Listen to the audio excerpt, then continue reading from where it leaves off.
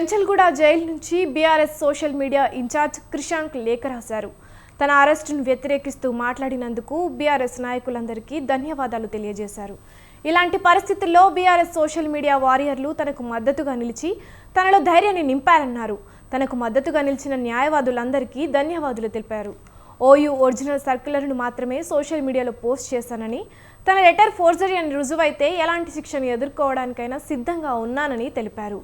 CM Revanth Reddy నకిలీ letter post చేసి తెలంగాణ ప్రజలను తప్పుదో పట్టించారని ఆరోపించారు.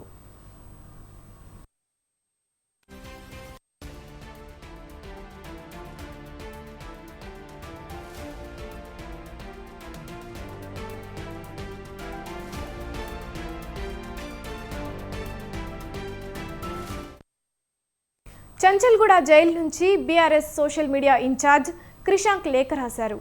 తన అరెస్టును వ్యతిరేకిస్తూ మాట్లాడినందుకు బీఆర్ఎస్ నాయకులందరికీ ధన్యవాదాలు తెలియజేశారు. ఇలాంటి పరిస్థితుల్లో బీఆర్ఎస్ సోషల్ మీడియా వారియర్లు తనకు మద్దతుగా నిలిచి తనలో ధైర్యాన్ని నింపారన్నారు. తనకు మద్దతుగా నిలిచిన న్యాయవాదులందరికీ ధన్యవాదాలు తెలిపారు.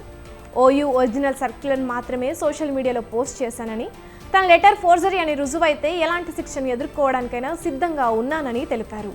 సీఎం రేవంత్ రెడ్డి నకిలీ లెటర్ పోస్ట్ చేసి తెలంగాణ ప్రజలను తప్పుదో పట్టించారని ఆరోపించారు.